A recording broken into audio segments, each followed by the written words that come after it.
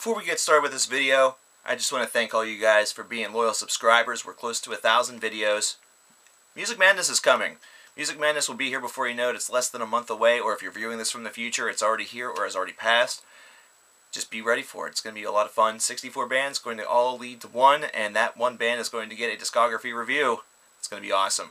I'm also going to leave you guys a link here in the video for Theater of the Sun, which is the movie/video game/ television show review channel that has just launched. Right now we have 2 reviews as well as a tribute to the late great Philip Seymour Hoffman. Please go over there and subscribe and become active and spread the word for that channel as well as it continues to pick up legs. A lot of you guys have always wondered why I've never done a tribute, or not a tribute, but rather a recommendations video or anything like that. I guess it would be a tribute to all the great music that's out there.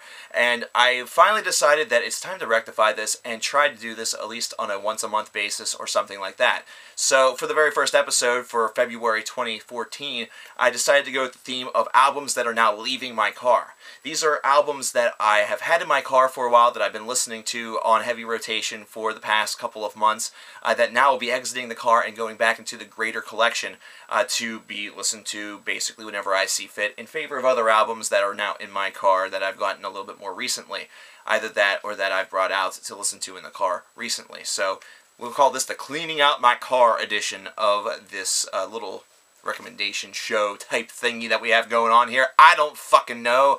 This is about as, unprofessional as it gets. So let's get started before we talk too much. We have Breakfast in America from Supertramp as our first recommendation. 1979 album from the band. This is a breakout album of sorts for them and has the logical song of Breakfast in America on there.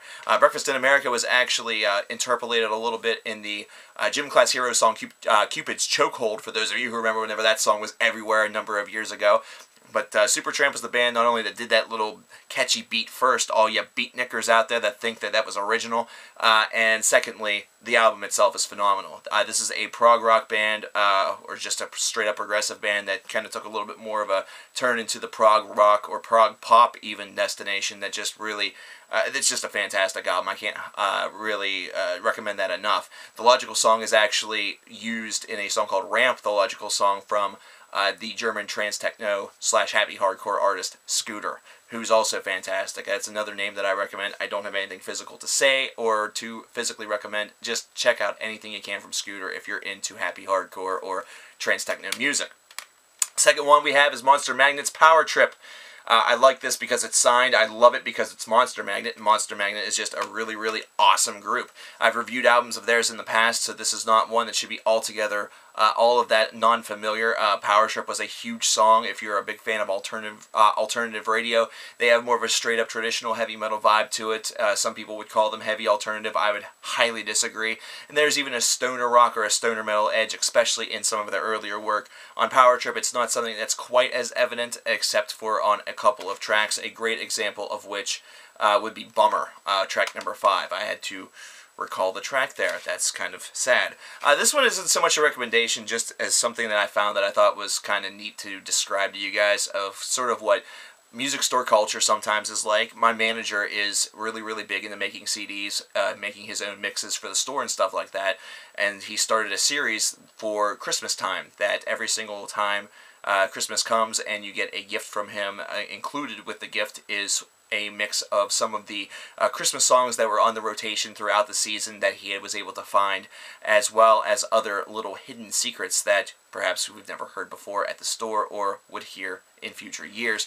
He calls it Mike's Merry Melodies. The cover itself is kind of creepy. It's kind of weird, but I really like this idea. I think it's kind of neat. His Photoshop work probably could use a touch of professionals, and I am definitely not that guy because look how many banners I have to show who the fuck I am. So I can't really judge all that much. I think that's really cool, though. It's a great idea. If you're a manager or if you're like looking for a gift for somebody, it's still something where the mix CD definitely has value, just like the mixtape did in the 90s. It's definitely not a culture that needs to die. It's one that needs to remain viable and true. This is not something where we should be just getting full albums for people and giving them as Christmas gifts. They should be mixes that encourage a lot of different bands to be on there. That way they can perhaps find their next favorite group. Next one, the cover was fucked up, so I found a nice little home for it. Soundgarden's Louder Than Love. A lot of the old Soundgarden stuff is recently starting to surface once again and become available. Louder Than Love is one of them, and it's not even their very first album. This is one that precedes Bad Motorfinger. This is one that precedes Super Unknown, and it's the one that some people would say kind of put them on the map a little bit, but in reality, it was the one that was meant to put them on the map. That actually didn't do quite as well as expected. However, it was one that the people that did hear it and the fans that got behind them really enjoyed it. They really liked this direction. It's a really, really cool album, and it's one that I highly recommend if you can find it. And like I said, it's become a little bit more increasingly available, so it shouldn't be nearly as tough. But if you have some struggles, definitely check online. You can typically find them pretty cheap on Amazon or eBay. Next up, we have Inside In, Inside Out by the Kooks. Now, some people like to call these guys and call a lot of things that came after Coldplay came out as post-Britpop. And I kind of like the term, but I kind of don't. I kind of consider them more of a British rock band, and it definitely has a nice little twinge and vibe to it. I like songs such as Ooh La La and The Couch. There's also a song on there called Naive that I believe was on a Guitar Hero, either 2 or 3, something like that. It's definitely one that's appeared on some other compilations. It might have been on a Dawson's Creek compilation. And don't laugh, because those compilations actually were pretty freaking killer. If it was Dawson's Creek at all, it might have actually been another show that I can't remember, but we had it on at the store. It was kind of cool. But at the same time, the Kooks also have just been this group that has always had this great pretense behind them and has just tremendous opportunities to be this, very widely recognized band similar to Coldplay and stuff like that, but it just never has really happened quite on that same level. There has been some people that say they're kind of dicks, but I like them, so I definitely say give them a try if you like stuff like that. If you like, Coldplay, or if you've ever heard of Travis. Travis is the Man Who is actually probably one of my favorite albums from the latter part of the 90s, first part of the 2000s, and it's currently in my car. So if we did a recommendations video of albums currently in my car, you'd see that album on there. Next up, we have Purple, the Purple EP by Down. Really wasn't that nice to this album at first, as far as I can remember, but songs such as Witch Stripper and The Curse Is a Lie and stuff like that really have kind of turned my head a little bit and changed my mind slightly. The one disappointment that I do have is that this is supposed to be EP 1 of 4, and so far we've only had EP 1 of 4. I was looking forward to really reviewing a lot more Down stuff in the past 12 months to 18 months, and it just never came to fruition. Instead, we just have the Purple EP and An Uncertain Future. Speaking of royalty, we have, from a couple of years ago, the best rock/alternative album on the Cover Killer Nation channel, Conditions of My Parole by Pussifer. This is one I actually had the special order. This is a Maynard James Keenan of Tool side project. Certainly one that I highly recommend based around the fact that he's able to blend rock with a little bit of an electronic background. This is when it's more straight up rock that has just this kind of a strange edge to it, a very soft, trippy edge to it, and it definitely doesn't have any sort of aggressive overtone or anything like that, but it certainly has a lot of creativity, which is one thing that really makes this a truly unique album, especially if you consider some of the earlier works that they have in their discography, such as V is for Vagina. That's kind of an interesting album to compare it to. Speaking of interesting albums, we have Dean Vermis Mysterious by High on Fire.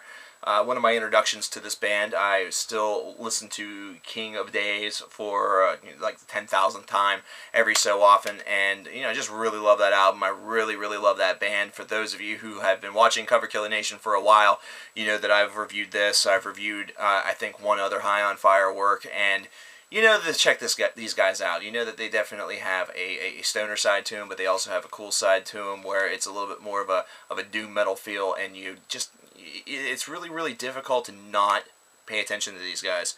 Speaking of stuff that we have talked about and reviewed, and oh my lord, the CD just exploded. Oh my god. Not to mention my copy of Retir by Enslaved is in here, but we have Autotheism by the Faceless. I definitely need to get a new case for this. Speaking of songs that I cannot stop listening to, that I'm kind of forcing myself to, that way I can listen to other things, the Autotheist Movement. It's fantastic. For those of you who don't know about that album, please watch the review. I'll post a link. How about Angels of Darkness? and Demons of Light Part 1 by Earth. This has Old Black, which is a fantastic track. I really love that. That's what sold me on the album. As well as Father Midnight, which is another great one. Bell's Winter. Earth really needs no introduction. I actually have the second part of Angels of Darkness, Demons of Light, but I have that on vinyl, which is really, really cool. And unfortunately, that wasn't in my car, so I can't show that off. Maybe we'll do a vinyl update one of these days, and I'll get to show that off here.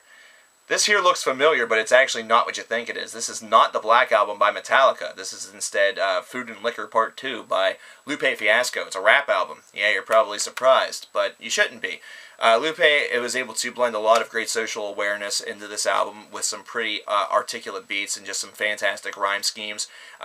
We got a promo copy of that at work a couple years ago, as the story goes, like right after it was released, and I just was kind of curious about it. I didn't think I was going to like it at all, and I ended up really, really loving it to the point where I needed to purchase it. So Lupe Fiasco is definitely a rap artist that I certainly have a lot of respect for. I think that you should give him a try if you have any sort of rap desire at all, which some of you I know do. I know a lot of you also do not, but it's still an artist to give a try. I try to span every type of music that I listen to. How about Presence? Presence by Led Zeppelin. Yeah, we're going old school again, 1976. This is famous for having the 10-minute long Achilles' Last Stand on it. For Your Life is another great track. You know, Nobody's Fault But Mine's another classic. I really dig this album. I just really dig it. It's later on in their career. It's after the numbered albums, but it's still just as good. And it has a lot of awesome little moments that show that this classic rock band was able to border onto a little bit of a progressive territory with their storytelling. You can almost hear Achilles' Last Stand being performed by Rush and have it being performed to equal degree as what Led Zeppelin was able to really do, with the difference that Led Zeppelin's presence may just be a little bit better than Rush, but that's a debate that could go on for ages because it's really all opinion, and I think that either way, the result would be magnificent. Two more, and then we're going to get going. Hey, look who it is! It's Rush! It's Snakes and Arrows. It's the album right before Clockwork Angels. I really dig this album, especially because of Armor and Sword and Working Them Angels. Far Cry was a great opening track. The Main Monkey Business was a pretty funny song title whenever I first heard it. This is certainly one that does not really, it pales in comparison to some of their classic material, but it has a nice edge to it. And if you remember tracks, or excuse me, albums such as Vapor Trails, where it seems as though that Rush sound was just kind of, you know, lingering in spots, but there was more of a pop orientation to it, or a little bit more of a lean of a, like they were accepting the guys that they were a classic rock band. This is one that showcased that they still had a bit of an aggressive side, and they could still make some progressive atmospheres that kind of resemble the stuff from the 70s, but more so, more directive toward the 80s. We heard a little bit more of that classic Rush from the 70s sound on Clockwork Angels. And finally, When I Woke by Rusted Root. This is a classic album from the 1990s. I found this for like $1 somewhere, so it's very, very easily found. Love these guys because they're a jam band. They have a lot of earth awareness and things like this, but at the same time, it's just good old-fashioned music to listen to. It really is. You know, you listen to a track such as Cruel Sun, you listen to Send Me On My Way, which is a classic track from the 1990s, you know, you listen to Rain. It's just a really, really solid affair from front to back, and for what it is, it really does not overbear you or hit you in the face with the fact that it's a jam band and that's all they're going to do. This is one where in the studio, Rusted Root showcased their brilliance. Well, there you have it. There's some recommendations about, so, God, how many do we have here? 1, 2, 3, 4, 5, 6, 7, 8, 9, 10, 11, 12, 13 of them, I believe. Hopefully you guys can check some of those out or have already done so and can let people know in the comments what you thought about them. And also, what are some things that you recommend to the remainder of the Cover Killer Nation that are viewing the comments? Maybe you can recommend something to me, something that I will use in a future Cover Killer Nation review. Thanks, guys. Have a good one. And as always, keep it metal, keep it music, keep it fun. Later.